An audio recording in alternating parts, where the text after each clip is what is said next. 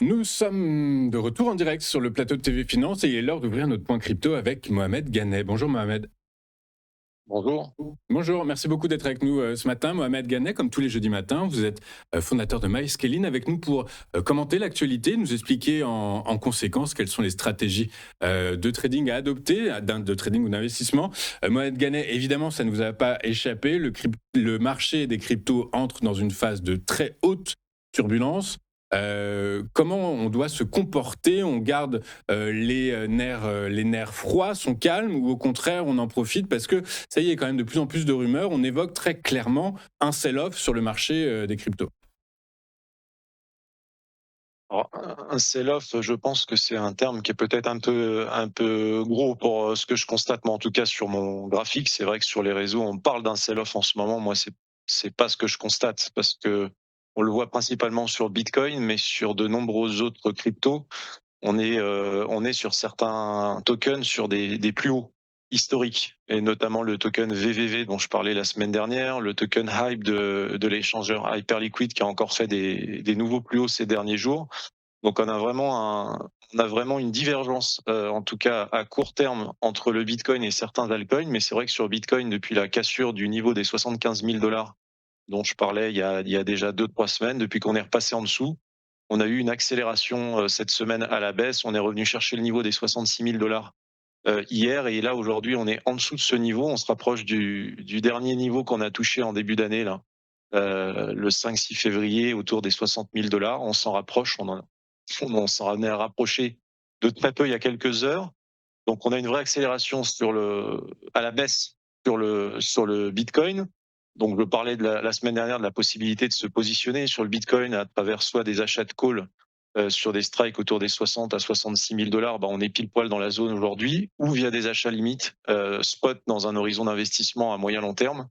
Donc là, on est pile poil dans cette zone sur laquelle, de mon point de vue, dans un horizon, je le rappelle, moyen long terme, c'est des zones pour moi qui sont intéressantes, dans lesquelles il est intéressant d'intervenir. Et à contrario, on le voit sur Ether, où on avait eu un peu plus de mal à progresser. On est sur le support pile poil qu'on avait touché également début février, autour des 1 800 $. On est autour de ce niveau à l'heure actuelle. Donc le niveau qui est en dessous, ça serait autour des 1 450 à 1 500 $.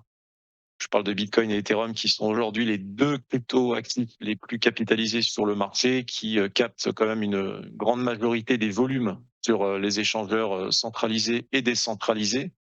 Donc c'est vrai qu'à court terme, en tout cas, on a depuis 2-3 semaines une dégradation sur le cours des cryptoactifs.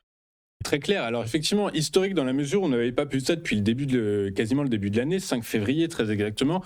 Le marché crypto a fait face à une liquidation massive. Certains disent 1,6 milliard de dollars, d'autres 1,7 milliard. C'est juste gigantesque. Et c'est d'autant plus gigantesque que toutes les plateformes ont été impactées, toutes les plateformes d'échange en ligne, que ce soit alors j'ai Binance, Hyperliquid, etc., etc. Résultat, il s'est passé quelque chose. Comment on peut expliquer que autant qu'une valorisation aussi importante ait été liquidée sur les marchés Binance, Hyperliquid, Bybit, toutes les trois ont été confrontées à des sorties massives. Qu'est-ce qui s'est passé? C'est la géopolitique? C'est pourquoi? Il y a la géopolitique qui dure depuis un certain temps. Les marchés détestent l'incertitude, et quand ça dure longtemps, les gens sont un petit peu à bout de nerfs et finissent par prendre des décisions qui ne sont pas forcément rationnelles. Et donc moi, ce que j'ai constaté par rapport à ces liquidations, la majorité des volumes cités, là, autour d'1,6 milliard de dollars sur 24 heures, c'est principalement des positions à effet de levier. Donc des effets de levier 5, 10, 15, 20 suivant les exchanges, et même sur Hyperliquid, on peut jouer avec des effets de levier encore plus importants, chose que moi je ne recommande pas du tout de faire sur ce marché qui est très volatile. Donc la majorité des positions qui ont été liquidées sont plutôt sur le marché des produits dérivés. Sur ces 1,6 milliard, le marché, il a suffi qu'il bouge de 10% à la baisse. La plupart des acteurs étaient plutôt positionnés à la hausse et avaient un regain d'intérêt et un petit peu d'optimisme ces dernières semaines, et peut-être un petit peu trop. N'étaient pas forcément couverts aussi sur ce marché, donc il a fallu que le marché revienne un petit peu en arrière pour qu'il se fasse liquider. Donc on a eu effectivement une zone de liquidation comprise entre la grosse zone, c'était entre 65 et 70 000 $. C'est principalement dans cette zone-là qu'on a eu le plus de liquidation. Mais si je regarde la carte de liquidation, vous voyez sur un mois, là, sur ce que je vous partage, entre les prix actuels et moins 10% et les prix actuels et plus 10%, on voit que sous les niveaux actuels, on n'a quasiment plus aucune position à effet de levier qui sont positionnés à l'achat, puisqu'on a à peine 700 millions de dollars de volume entre les prix actuels et moins 10% sur le Bitcoin. Et quand on regarde le prix actuel, plus 10% entre globalement 63 000 dollars là, et jusqu'à 70 000, 75 000, 80 000 dollars, on a plus de 15 milliards de dollars de positions vendeuses qui sont positionnées en effet de levier sur les différents échangeurs dont vous venez de parler.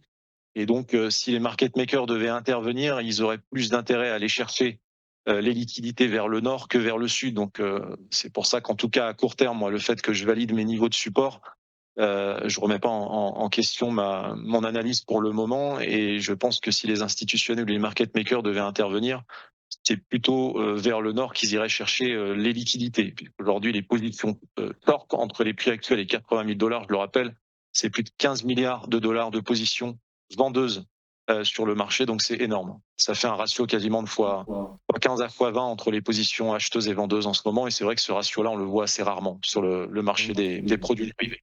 Ouais, exactement. Et puis en réalité, donc moi je me suis un peu fait l'oiseau de mauvais augure là en introduction de votre interview, mais en réalité, ce dont on a l'impression, c'est que vu les performances extraordinaires du S&P 500, notamment des marchés américains et du S&P 500, bah, on a un peu l'impression que c'est en fait Wall Street qui siphonne le marché crypto, que ça n'a rien à voir avec la crypto elle-même, c'est juste des arbitrages de portefeuille opportuns finalement.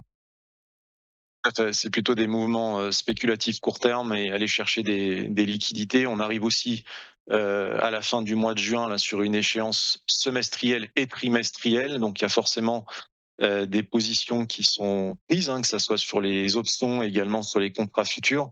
Donc il y a tout plein de stratégies d'arbitrage aussi qui se mettent en place, que ce soit à travers des stratégies manuelles ou algorithmiques.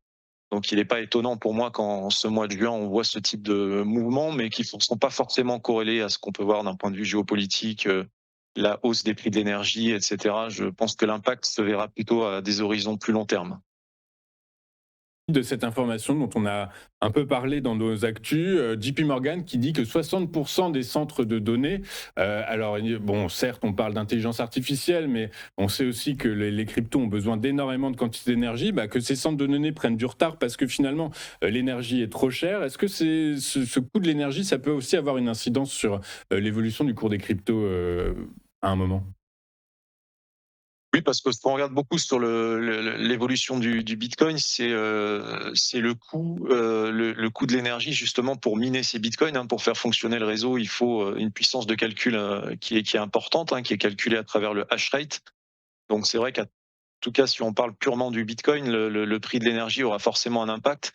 Et on a aussi, malgré tout, à court terme, on l'a vu sur certains projets comme NIR Protocol ou VVV, dont je parlais aussi la semaine dernière, il y a un peu plus de 3 semaines, bah, certains tokens qui sont adossés à des projets IA qui continuent d'évoluer malgré tout à la hausse. Donc, il y a à court terme, en tout cas, cette petite décorrélation entre l'impact potentiel de l'énergie vis-à-vis de Bitcoin et l'impact potentiel de l'énergie vis-à-vis de l'intelligence artificielle, où on a plutôt des projets, des tokens qui vont à la hausse. Et si je parle même de la Bitcoin dominance, on avait parcouru le graphique ensemble là, il y a quelques temps. Je parlais de la résistance des 61%, on s'est arrêté pile poil dessus et depuis on a fortement rebaissé. Donc dans la baisse, on n'a pas eu qu'une rotation de capitaux de Bitcoin vers des altcoins, mais on a eu aussi une sortie de certains actifs spéculatifs du marché avec une rebascule en stablecoins. Donc là, on est autour des 58% pour la Bitcoin dominance. Et si on voudrait avoir ce que certains attendent ou appellent l'alt season, hein, c'est-à-dire que les altcoins autres que Bitcoin ou Ethereum surperforme le marché crypto, il faudrait qu'on repasse sous les niveaux des 54% et des 51%. Et on en est encore un petit peu loin. Pour autant, on n'a pas refranchi les 61% à la hausse, ce qui est plutôt positif. Si on regarde également le graphique de la dominance des altcoins par rapport à BTC, donc Others face à BTC USD, on a eu une accélération ces 5 derniers jours où on a eu globalement une surperformance des altcoins face à Bitcoin. Depuis une semaine, on a un Bitcoin qui a baissé et certains altcoins qui ont évolué soit à la hausse, soit qui n'ont pas bougé. Donc à court terme, moi j'essaie plutôt de faire de l'arbitrage de portefeuille de Bitcoin vers des altcoins et également d'avoir une poche de liquidité en stablecoins disponible au cas où la baisse actuelle qu'on voit sur le marché finirait par accélérer, et auquel cas il serait intéressant potentiellement de rentrer encore en dessous des niveaux qu'on voit aujourd'hui autour des 60 à 66 000 dollars sur le Bitcoin. Ok, très clair. Autre sujet, Mohamed, on a appris il y a quelques jours que la Securities and Exchange Commission, la SEC, pardon, excusez-moi pour mon accent, mais c'est la SEC, hein, du coup, le gendarme américain des marchés financiers, vient de publier sa feuille de route pour les 5 prochains exercices et les actifs numériques sont inscrits noir sur blanc sur cette feuille de route, donc dans sa stratégie 2025-2030. Est-ce que une régulation plus lisible pour le marché crypto, c'est bien? Ça peut être bien et ça peut être également contraignant, ça dépend ce qui va être mis justement dans ces fameux textes. Comme on le voit notamment dans l'Union européenne, le règlement MiCA a freiné aussi certaines innovations sur le marché, a peut-être empêché certaines entreprises de se créer ou de se développer. Alors justement, j'ai Euh, les 3 points, Mohamed, j'ai les 3 points qui sont dans le viseur de la SEC. C'est le premier, édicter des règles spécifiques pour les plateformes de trading crypto. Le deuxième point, c'est les protocoles de finance décentralisés. Et le troisième point, c'est réguler les marchés du stocking, du staking. Exactement. Le marché du staking, c'est ce qui permet de générer des rewards sur un protocole, par exemple, comme Ethereum, quand on veut bloquer ses Ethers sur le réseau et participer à la sécurisation du réseau. Donc, ça génère un yield, ça génère une performance qui est aujourd'hui entre 2 et 3% par an, notamment. Et vous l'avez sur différentes blockchains. Et après, vous l'avez également sur les échangeurs décentralisés, la partie réglementation, puisque c'est des échangeurs aujourd'hui qui sont hors régulation, hors du viseur de ce qu'on peut prétendre à travers un échangeur décentralisé, puisqu'on est no KYC, on n'a pas besoin de prouver ou de vérifier notre identité aujourd'hui à travers les plateformes décentralisées. Donc, il se pose un vrai sujet de régulation pour éviter les manipulations de marché, les délits d'initiés, etc. Donc, on est obligé de réfléchir en tout cas à des solutions au niveau de la réglementation pour ce que vous venez de citer, hein, les échangeurs décentralisés, le staking, etc. Ça me paraît en tout cas cohérent par rapport à ce que j'observe moi sur le marché. En fait, si j'ai bien compris, l'idée de la SEC, c'est d'intervenir plus en amont, c'est d'édicter des règles plutôt que de sanctionner en réalité. Bah, de toute façon, dans un marché comme celui des cryptos, il vaut mieux avoir un cadre clair dans lequel on a la possibilité d'exercer une activité plutôt que d'être dans le flou artistique comme on l'a vu ces dernières années, hein. On ne savait pas trop sur quel pied danser. On monte une plateforme, on la met en décentralisé, centralisé, on met un KYC, pas de KYC. Donc le fait de gagner en clarté permettra également aux entreprises du secteur d'avoir envie peut-être de développer davantage leur business aux États-Unis. Et la clarté de ce que proposera la SEC sera pour moi primordiale pour encourager l'écosystème à continuer à se développer. C'est quelque chose qui pour moi est très important. Ok, on va toujours parler réglementation gendarme, mais cette fois-ci en Europe.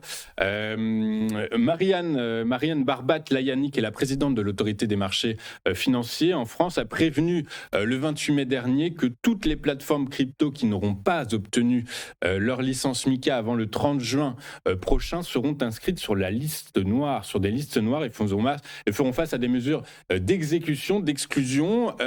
C'est le 30 juin, c'est une date qu'on doit inscrire sur son calendrier ou finalement, voilà, c'est une annonce, tout le monde va se mettre en conformité, selon vous?